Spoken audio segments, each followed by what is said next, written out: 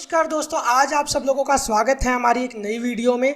आज मैं बात करने वाला हूँ पिशाच विवाह के बारे में। तो चलिए जानते हैं पिशाच विवाह के बारे में संपूर्ण जानकारी, इसके बारे में सब कुछ बताएंगे, सब कुछ बात करेंगे आज हम लोग। तो जैसे कि मनुस्मृति आप लोगों ने हो सकता है सुने हो मनुस्मृति के बारे में। 8 प्रकार के शादी और यानी विवाह के बारे में बात हुई है, बताए गए हैं। माने जाते हैं 8 प्रकार के विवाह, जिसमें से ब्रह्म विवाह को सबसे श्रेष्ठ विवाह की संज्ञा दी जाती है। यानी सबसे ज़्यादा महत्वपूर्ण और अच्छा माना जाने वाला विवाह जो है वो ब्रह्म विवाह कहा जाता है। तो वही पिशाच विवाह जो कि सबसे निम्न स्तर का यानी कि सबसे नीचे का विवाह माना गया है। हिंदू धर्म के अंदर कुल 8 प्रकार के ही 8 तरीके के विवाह के बारे में बात कही है।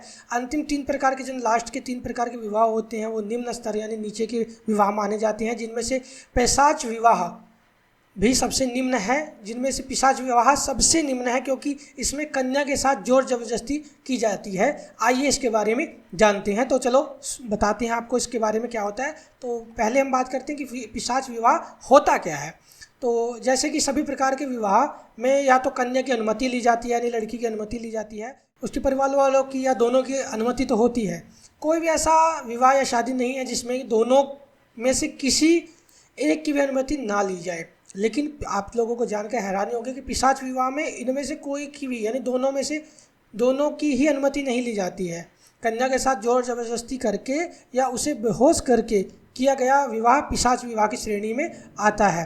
पिशाच विवाह कैसे होता है, चलिए अब इसके बारे में थोड़ा बात करते हैं। आप लोगों ने तो जान लिया कि पिशाच विवाह में होता क्या है, किया कैसे जाता है। अब चलिए बात करते हैं कैसे होता है।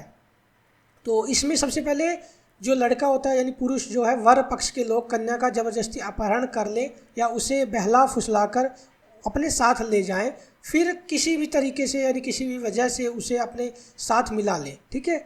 उसके पश्चात यदि लड़का यानी पुरुष उस कन्या को बेहोश करके या उसकी गहरी नींद में या उससे जोर ज़बरदस्ती करके या नशीले पदार्थ खिलाकर उसे उसके साथ अग्नि के साक्षी मानकर विवाह कर लेता है, तो उसे उसी विवाह को संपन्न माना जाता है। हालांकि यह एक अनुचित विवाह है, लेकिन फिर भी इसे विवाह की संज्ञा दी गई है। और ऐसा क्यों हुआ है, इसमें जब तक कन्या होश में आती है तब तक उसका विवाह हो चुका था, यानी मतलब उसकी शादी हो चुकी होती है। अब चलिए एक उदाहरण के बारे में बात करते हैं, पिशाच विवाह का उदाहरण। इसका सर्वश्रेष्ठ उदाहरण महाभारत काल से लिया जाता है कि समय में मिलता है। उस समय भीष्म पितामह ने हस्तिनापुर से राजा के अधीन रहकर ही काम करने का वचन लिया था, जैसे कि सब लोगों को पता होगा।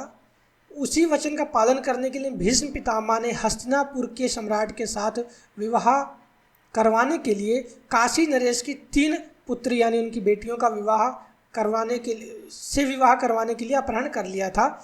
किसका अपहरण कर लिया था? काशी नरेश की पुत्री का अपहरण कर लिया था। इसमें ना ही काशी नरेश की अनुमति थी, अर्थात पिता की अनुमति भी नहीं थी, ना ही उनकी तीनों कन्याओं की अनुमति थी। लेकिन फिर भी भीष्म पितामह की शक्ति के कारण उनका विरोध नहीं कर पाया था।